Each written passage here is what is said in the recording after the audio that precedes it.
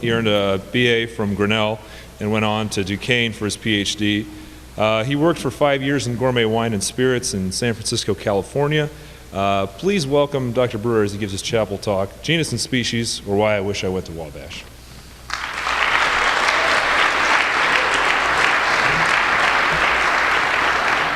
Good morning. Good morning. I'd like to thank the Sphinx Club, especially for the honor and privilege of being asked to speak to you today. I'd also like to thank all of you, my students and colleagues and friends, for attending this talk. One or two of the things I may say today may surprise or shock you. Please understand that I am deeply committed to rational discourse and frank conversation. Thus, I welcome your comments, corrections, and counter-arguments. I hope you'll forgive me if my talk sounds overly earnest. While the matters about which I intend to speak are serious indeed, the fact is I'm just no good at the humor thing. I'm wise enough to know when a joke needs giving, but I'm just not funny enough to lay it on the line. I'm no J.D. Phillips. He'll give it to you every single holiday. Over at your parents' house, midday at the grocery store, backstage at the CMAs. Sorry, guys. It's my joke in a box. First, a word about my title. What you'll hear today is why I wish I would have gone to Wabash when I was your age. In order to explain why, I'd like to begin with the nature of this hallowed place. Following Aristotle, I believe the best way to understand the nature of a thing is to understand its genus and species. By genus, I mean nothing more than the larger class of things of which Wabash is but a member. For my purposes, the genus of Wabash College is small, private, liberal arts colleges. By species, I mean that specific difference that sets Wabash apart from its genus. By articulating its genus and species in turn, I hope it will become clear why I wish I went to Wabash. Genus. I do not wish to bore you with the description of small, private liberal arts colleges. I wish to tell you what I believe small, private liberal arts colleges ought to be.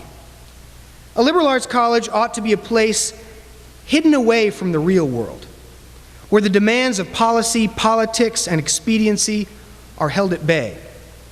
A liberal arts college ought to be a sort of sanctuary, a refuge from the hard decisions about life and death. A liberal arts college ought to protect itself and be protected from the real world in order to secure the possibility of inquiry. Inquiry is what all liberal arts colleges ought to do. Inquiry is the essence of the liberal arts. Genuine inquiry requires that nothing is beyond question, even perhaps the value of inquiry itself. The real world is a place of action, not inquiry. Action requires that questions stop at the moment of decision. If we decide to build houses for the homeless, then we no longer wonder whether we should build houses for the homeless. This is not to disparage the real world. This is only to point out its necessary structure. Inquiry ought to ask even the hardest questions. Questions like, is it good to build houses for the homeless? Is democracy the best or even a good way to organize society? Should the natural sciences demand that all scientific claims be testable and falsifiable? What is justice and beauty and the number 7? Questions like these are dangerous for real political communities because they call into question the very reasons for our actions, thus rendering our decisions suspect and our values uncertain. Worse, inquiry may undermine the very structure of political life. By its endless questioning, inquiry could render action impossible. Thus, the world of action rightly circumscribes inquiry within the ivory tower. The real world erects these hallowed walls for its protection and ours. But the real world of life and death decisions needs us as much as we need it. We are not the brain of the body politic. We are its spirit. Liberal arts colleges like Wabash ought to be nearly impossible communities of endless debate, vigorous argument, constant challenge and deep, deep uncertainty. Yet somehow we ought to, and mostly have, settled on some basic things that we all do. Read great books, practice calculating and experimenting, gather relevant information, and imagine new possibilities and draw tentative conclusions. Somehow, amidst all the reflection on principles, amidst the often rancorous disagreement, we have discovered how to practice inquiry well. Somehow, from this crucible of conflict spring the criteria of rigor and excellence. Liberal arts colleges do not all agree on what counts as inquiry or what counts as excellence. But all liberal arts colleges ought to agree that excellence in inquiry is the essence of our genus. From this essence, liberal arts colleges are able to pursue and promote a vast diversity of subjects, disciplines, activities, and arts. The meaning and value of everything that happens on a liberal arts campus ought to be reducible to inquiry. You may wonder why, if inquiry is our genus and essence, does Wabash even try to educate men to act responsibly, lead effectively, and live humanely? The answer is that these are happy byproducts of inquiry, or in the official jargon, critical thinking. More specifically, I believe that our liberal arts college recognizes the beneficial effects of inquiry in the life of young men. The classroom and curriculum are the essence of Wabash, but leadership, morality, and humanity are its attributes. One way or another, every faculty member has an advanced degree in inquiry. Our mission is to help you learn to inquire. But Wabash is more than just classrooms and curricula. Wabash College is dormitories, fraternities, athletic teams, student government, gaming, drinking, singing, and listening to chapel talks. You, the students of Wabash College, should take responsibility for your share of the mission. Learn what responsible action is in your living units and at your parties. Learn what effective leadership is in your fraternities, athletics, and government. Learn what humane living is in your service and late one night discussing Walt Whitman. As the faculty inquires into our curriculum, we should make inquiry our mission. You should make responsible action, effective leadership, and humane living yours. These may be essential attributes of Wabash College, but they are not its essence. Inquiry is that for the sake of which, and that from which, all else flows. Inquiry is the essence of the liberal arts. Species. First of all, let's get one thing clear. Most of the things we talk about around here are not at all unique to Wabash. Liberal arts colleges, all liberal arts colleges, have traditions. In fact, I'd argue that a respect for tradition is necessary to inquiry. Our students may be more politically conservative than most other college students, but every other student body is more something than every other student body. Our curriculum is far from unique. Indeed, the new curriculum proposal reduces the only slightly unusual aspect of our curriculum, C&T. All liberal arts colleges have small student-to-faculty ratios, excellent teachers, faculty dinners, rivalries, rites of initiation, ideological battles, student apathy, and school spirit. Get over it. All these things are more or less dependent upon our genus. Inquiry is the essence for the sake of which we sing Old Wabash, we shout air raid across the mall, and we ring the Monon bell. In fact, I'd go so far as to say that in terms of respect for tradition, excellent teacher scholars, and demanding coursework, Wabash isn't even exceptional within its class. With respect to most of what we talk about around here, Wabash College is just like some 50 or so other small private liberal arts colleges, one of which is my alma mater, Grinnell College. So why do I wish I went to Wabash? Another way to ask the same question is, what is so special about Wabash? What is the specific difference that sets it apart from all other small private liberal arts colleges like Grinnell? Make no mistake, Wabash is exceptional.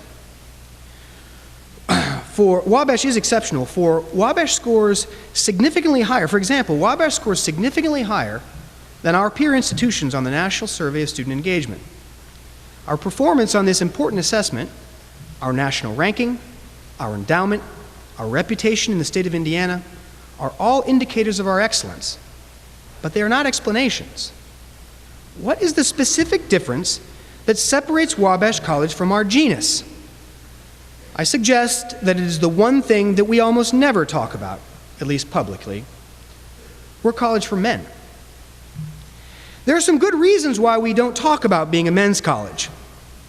Foremost among them is the fact that many of the great advantages of men's education are diminished by talking about it. It's sort of like when someone has to tell you that they're in charge. Somehow the fact that they've told you makes them less in charge. I believe that many of the great advantages of men's education are essentially implicit. They are diminished by being made explicit. However, the times have changed for the better and for the worse since the time when we could merely assume the value of men's education. At the risk of slightly undermining some of the essentially implicit aspects, I want to defend the value of men's education explicitly. Let me begin with a representative anecdote that should illustrate that men's education needs to be defended publicly. In my classical philosophy course last semester, we were discussing Aristotle's definitions of friendship. I made the passing remark that it is possible that Aristotle did not consider women's friendship in his analysis. Thus, perhaps Aristotle's conclusions were not as general as he had hoped. In discussing the importance of friendship for effective teaching and learning, a very bright senior pointed out that if there were women in the classroom, we could have asked them whether Aristotle's account fit their experience. I agreed, and I asked, what would the trade-off be?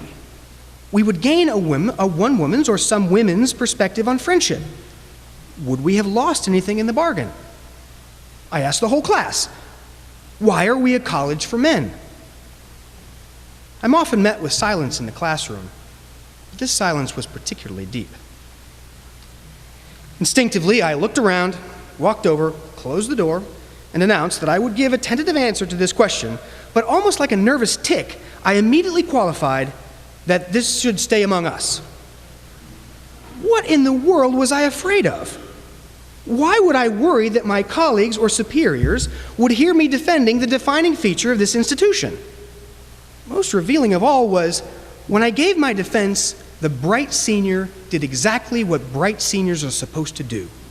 He challenged my argument. I was thrilled, just imagining the rich discussion that would ensue as the rest of the class rose to the occasion. I was ready to jump to his defense if he needed it. What arguments did these Wabash men have to defend the alma mater? What reasons did the rest of the class marshal in favor of men's education? Deafening silence.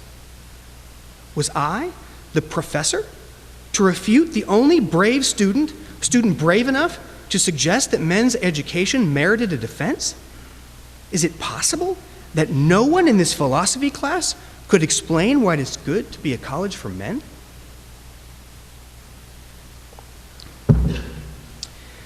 Men and women are different, essentially different. Difference does not entail or even imply that women are more valuable than men or vice versa. If people in the past or present use our natural differences to harm, exploit, or commit any injustice toward women or men, these people are simply wrong. They merit our disdain and our harshest judgment. Yet, being equal in dignity, humanity, and opportunity does not require that men and women be equal in terms of inquiry. Girls and boys, women and men, learn differently. To cut right to the chase, men learn best how to inquire among men. And men are particularly in need of this precious liberal art, because inquiry is the means by which men move beyond mere biology. Inquiry is the life of the mind that completes and contains the life of the body. Most of you are men. You know that you must discipline your bodies, both mentally and physically. Men are naturally aggressive and competitive. Just because something is natural does not make it good. Young men's natural aggression and competition can be very, very bad when not tempered and shaped by inquiry. Among men, you learn to inquire, naturally. Many Wabash faculty channel your competitive spirit for pedagogical gain. This is obvious to most of us. What may be less obvious is that men naturally seek to distinguish themselves from one another. Most men instinctively size up others in a group, in any group, in order to figure out who's above, who's below, and how you can move up. Again, this naturally hierarchical view of the world isn't necessarily good or bad. When men's natural sense of hierarchy is employed in the service of inquiry, it can be very, very good. I have seen this hierarchy work for the good of the whole. I have, as a professor, ensured that no one's place on the hierarchy is fixed. Thus, young men's natural desires to distinguish themselves lead them to evaluate one another on a scale of excellence in inquiry.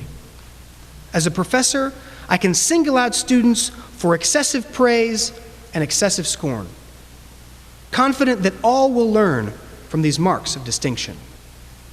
I have seen you learn to inquire by watching one another succeed and fail, attempting to excel. Among men, this hierarchy and competition can be subsumed under our common inquiry, where the success of one is the success of all. One of the most magical moments of learning that I have ever experienced was when I, the professor, the top of the ladder, got to cede my place to the better argument. By watching, imitating, rising, falling, we all learn by example. Among men, you can temper your aggression and competition with the discipline and rigor of inquiry. Among men, you can transform your life of the body into a life of the mind. The real world needs us as much as we need it. Your bodily aggression and competition can do great damage to our communities. In the absence of authority, what demographic is most dangerous? When was the last time you saw a band of marauding, riotous women raping and pillaging helpless refugees? Ritualized and intellectualized verbal combat is not the same thing as actual battle. On the contrary, our agonistic inquiries are our primary means of avoiding real violence. Men must learn to harness their natural inclinations. Men must learn to inquire. To be fair, I have given no evidence or argument for the conclusion that men are less likely to learn to inquire among women. I'll leave that for another day. Let me also be perfectly clear that I am certain that men's education works well with professors who are both women and men. The crucial point is that you learn best from your peers among men. This is true regardless of who's teaching. I know that Wabash men learn the art of inquiry from my colleagues, men and women. I've only begun the sketch of an argument for men's education. I'd like to end with a little story about my past. I went to a small private liberal arts college in the middle of cornfields. Although it was co-educational, we had our traditions, our rites of passage, and our outstanding faculty. We pursued inquiry, drank plenty of beer, and played frisbee instead of football. We worked as hard as you do. We were as critical of Grinnell as you are pious toward Wabash. I got as good or better an education than all of you. But I went to college in the late 80s at a college where gender neutrality in education was far more than an interesting theory or a naive experiment in social engineering. At Grinnell, the absolute equality of men and women was a regime. As a young man, my instincts taught me to identify and adapt and excel within this new regime. I saw the intellectual hierarchy and I began climbing. Impressing my superiors, attempting to distinguish myself led me straight to women's studies, the cutting edge and the top of the intellectual food chain. Ironically, once I got there, I started chopping away at the ladder I'd climbed. I learned that what I thought were my natural desires for distinction and competition weren't natural after all. On the contrary, my erstwhile natural desires were the residue of patriarchy, the socially constructed artifice of violence and repression. My desires to excel and inquire had led me to question my desires. I literally lost interest. My drive to distinguish myself, to move up the hierarchy was a ruse, a trick to make me complicit in the oppression of women. So I stopped striving. I graduated with a 3.3 GPA and no grade lower than a B. My advisor and mentor stunned me by telling me that I'd actually have been better off with a few C's and a few more A's. What he meant was that I'd been better off if I'd striven and failed. Once I had abandoned my natural inclinations, I lived literally on the periphery of campus. All my intellectual yearnings, questions, and battles occurred among my small group of friends, nearly all of them men. I left Grinnell so unsure of myself that I questioned even my own desires for a wife and children. It took me 7 years before I went to graduate school to become a professor of philosophy. During those 7 years, I rediscovered my natural desires. I fell in love and got married to my beautiful wife, Anne. I regained a respect for hierarchies that I had reviled, and I began again to inquire and excel. Coeducation and the regime of gender neutrality drained my motivation and ambition. While Grinnell taught me to value inquiry, it didn't teach me to practice it well. I wish I went to Wabash because at Wabash I'd have learned the rigor and discipline of learning. I do not mean the rigor and discipline of sleeping little and acting overworked. I mean the rigor and discipline required to submit to texts, problems, and those better than us. It is at Wabash that I have learned the rigor and discipline of inquiry. It is with you that I have learned how to teach and how to learn. It is at Wabash that I have come to know myself as a professor and a man. The liberal art of inquiry is not unique to you, but the men who strive and fail in its pursuit are you. Your essence is excellence, and your distinction is Wabash.